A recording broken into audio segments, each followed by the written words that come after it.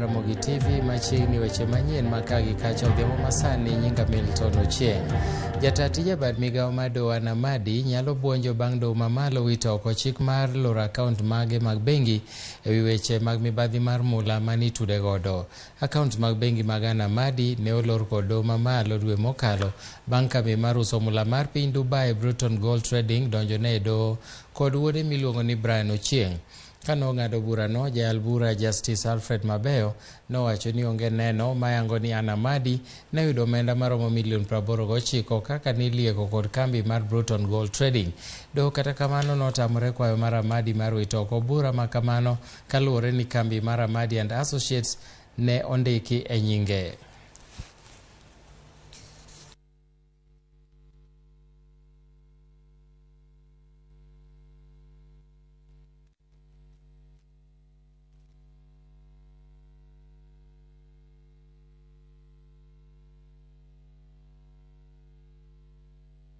Kaka yor manyo nyayo kwe kod achiel mar oganda.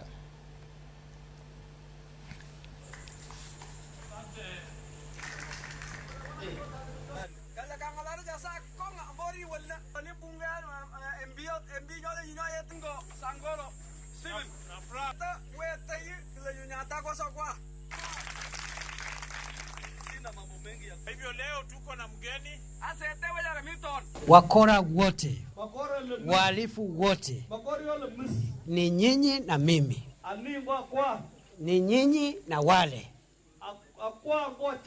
kwa sababu lazima tuchague amani. Kuna manufaa ya amani, na amani manufaa yake inazidi manufaa ya vita na uhalifu. Lakini wale watu wengi wazuri kama hao wanaona mbele yangu hapa, tutasaidiana na nyinyi, tujenge mashule, tujenge barabara, tuweke kilimo. Na mimi wakati mnahesabu marafiki yenu, hata nyinyi mimi mniweke kwa hiyo listi ya marafiki wenu. Jalub jatend piny Kenya Rigathi Gachagua ogolo siem mager na chudhe madonjo ohand kahawa kendo thiro yuto mag jopur. Gachagua nolero ni jok madwa timo ohala kod jopur nyaka bidhre kendo nwang' yuto mowinjore kodgi ma ok gichuno jopur atamalo mapiny ne teko magitiyo gi tijegi. Gachagua noyango ni sirikand Kenya Kwanza biro bero ohand kahawa mowacho ni pok notimo maber e piny owacho mokalo kaluwore gi nok mar omenda kod mibadhi. Kanolose romo kod jokanyo ma Meru, jalub jatend pinyno jiwo duoko makare mabiro neno ni jopur oyudo ratichgi kendo piny Kenya omedo yuto e mwandu mag kahawa. Should be ready. Nao bunge, Mutunga na wengine mupitishe haraka iende kama risasi. Then mutupatie tufanye implementation. But I want to confirm, for avoidance of doubt, if there is an administration that will sort out the coffee sub-sector, it is the Ruto administration that I deputize. And I can tell you we have total commitment. This forum will come up with a solution that will guide the Ministry of Agriculture and Livestock in doing what it's supposed to do to ensure that our coffee farmers are able to get good money for their coffee. I'll be looking for you to assist us to operationalize commodity exchange so that the coffee auction that we are going to have, so that at least we can compare. Mtu achague, do you want to be in that exchange or this other exchange? Jagoro maduong' bura mar UDA Cleopas Malala oramo ni nyaka pedh paro mar chik mar omenda e od bura kendo biro sire mondo mi sirkal oyud kaka choko osuru mabiro chiero uchumi ma thurka. Kanoloso e romo mar UDA kaunti ma Kajiado, Malala nowacho ni kata obedo ni kweth Azimio kwedo parono, jod bura ma Kenya Kwanza biro sire. Osingo majiwo jod bura mathoth mondo kadh paro mar chik mar omendano ka Malala noseyo kweth mar Azimio kuom kwedo paro mar chikno kendo chwalo dwaro ne piny owacho mar Kenya. Owacho ni tend Kenya Kwanza ok bidok chien e chwalo paro mar chik mar omenda. Tukishinda tukilia tunaogopa, lazima tuchukue mwelekeo, na mwelekeo unaotupenda sisi wote ni mwelekeo wa kupitisha finance bill ili hawa mahustlers tuweze kuwahesabu. Kwa hivyo mimi ninawaomba jamani, nyinyi watu wa Kajiado leo, nyinyi watu wa UDA hapa Kajiado, ama watu waliotuweka kwenye viti, mnasema tupitishe tusipitishe? Tufanye aje? Hii mambo ilipita kitambo.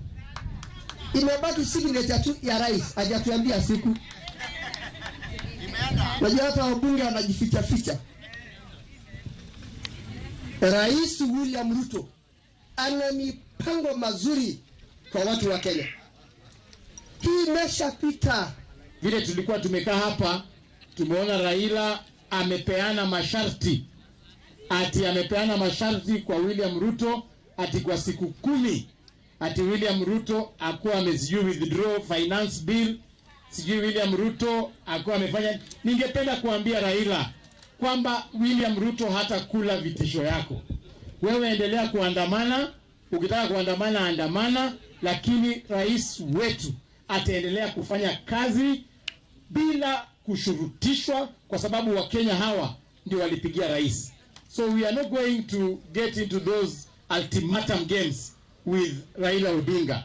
Sisi kama UDA tunaenda kupitisha hiyo budget.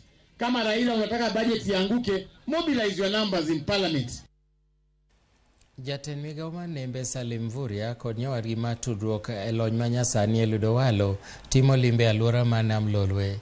Jotend migepego ne ochako limbegi e gwenge ma Sembo ka gigeto twak kod jokanyo e chenro mag bero yuto mag mwandu mag nam. Piny owacho mamalo kod mago mag counties osebedo ka jiwo chenro mag bero Kilwa, pith rech kod medo ndhadhu ne mwandu mag nam.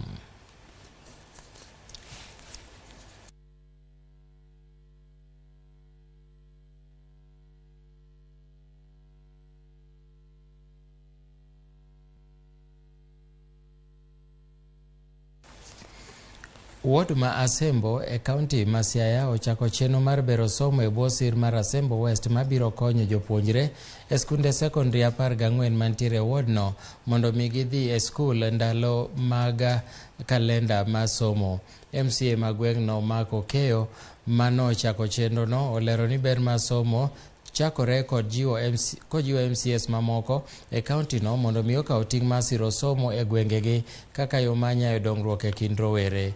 Okeyo ne wuoyo e gweng' ma Mahaya e seche mane ochiwo omenda mar somo maromo Sh8,000 ne japuonjre moro ka moro e skul sekondari e gwengego. Jopuonjre kod jonyuol norwako sirno. Kumesie marwa ma en pesa mokonyo wa school fees marwa. Nyocha wan gi pek e chudo, in gi nyithindo mang'eny kaka chudo tamore molo an nyocha an gi pek. To kaluwore gi odiechieng' ma kawuono an gi mor kabisa kaachiel kod hilo kaluwore gi gima otimrena. Ago erokamano maduong' kabisa ne MCA marwa. Basari ni eri ok en mar sirkal, to en pesa ma nene wachoko.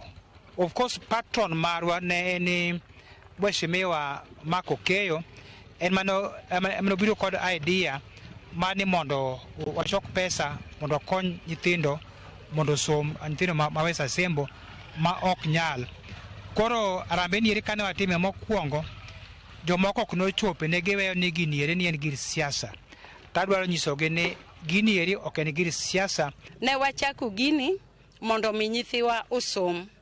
Ok ne morwa ka waneno ka nyithindo budhe dhot nikech school fees otamogi.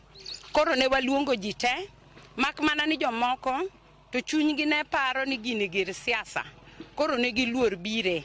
Gi sani akwayo gi muolo kendo wakwayo kaka team Moa West Asembo Foundation ni wariwre uru kanyakla mondo wakony nyithiwa. Kawuono wamiyo wachiwo check worth 741,000 to nyithindo mo benefit e wachni gin nyithindo moingo 230. Mae is our personal initiative, oken mar sirikal. Magi mawachako as a ward with all the stakeholders. Jodak moko Malugari e kaunti ma Kakamega nopor kuom apisa moro mar obila Malumakanda gi gocho modhi wang' achiel kitude gi kuo ma jamni. Obila no norodhi to kane jopiny oyudo wuoch dhiang' e nyamburko mane apisa no riembo. Apisa no noyudo dhi luoko nyamburko e dho aora moro e alworano e sama jopiny no nene kendo monje gi goch. Jal moro moseyangore kaka Samson Mayo wacho ni dhere no kwalo otieno mokalo kolieko ni dhere no noting'e gach obila. Komanda mar obila alworano Bernard Ngungu osingo mar timo nonro. Nikitoka Kipkaren nimepata Land Cruiser ya Lumakanda Police Station. Pale kwa mtoni inaoshwa na masamadi ya ng'ombe. Swali yangu ilikuja kwa hao polisi na wauliza, gari ya polisi inapatikana aje na masamadi ikioshwa kwa mtoni? Sisi tunashikwa, tunawekwa ndani kwa sababu kwa kosa lenye tujefanya. Na kumbe ni hao ndio wanafanya alafu wanatusingizia ni sisi. Tunaomba sheria ichukue mkondo yake. Members of the public were trying to carry out their search of the stolen stock, and it has been alleged that there was somebody also, an officer stationed at Lumakanda police station, who is a driver, actually suspected to have been involved in that transportation of the cow. It is an allegation which you have commenced our investigations. Jodak magwen manyakembene e kadak ma South Mogirango bago ng'anyo mar kwedo jotelo moko kuom rocho nyasi mag liete e gwengego kendo weyo jodak moko gi hinyruok. Jodak go dwaro ni jaod bura ma Mogirango South Silvanus Osoro omany kako nyalo keto kwe kinde kod gavana ma Kisii Simba Arati maneno ni ochwalo chenro mag dongruok ne jopiny. Jong'anyo kwedo sigu ma josiasa chwalo e liete mosiko soko tulo kendo weyo oganda mathoth kod hinyruok. Gidwaro ni jotelo mane giyiero mondo ket wigi kanyachiel kendo otwagi e dongruok moloyo goyo koko kinde ka kinde. Kwa sababu ya maji. Na kwa hakika ukijaribu kuangalia wamama zetu wanaenda mtoni wakitumia punda, na tumekuwa tukizika wengi kwa sababu ya kukufa ugonjwa wa tetanus. Mwingine akienda kwa mto, punda inaweza mgeuko inapiga yeye teke ama ingine inauma, alafu baadaye mama anapata magonjwa, tunasikia amekufa. Sijawahi kuona parapara na kuja kuangalia ni nini iye nalima. Wanafikira ni kifuaro gine imenatoka wapi. Sisi kama wasee wa kijiji ama wasee wa kongwe tunataka kujiunga pamoja, tuite watu tuseme ili kitu kinatendeka ni mbaya sana. Kwa wale viongozi ambao tuliwachagua kwamba tukitarajia wanatuletea maendeleo, na hakika yale waliweza kutuonyesha pale sisi kama wanaboikanga pamoja na Bogirango South Mogirango constituency hayakutufurahisha kabisa.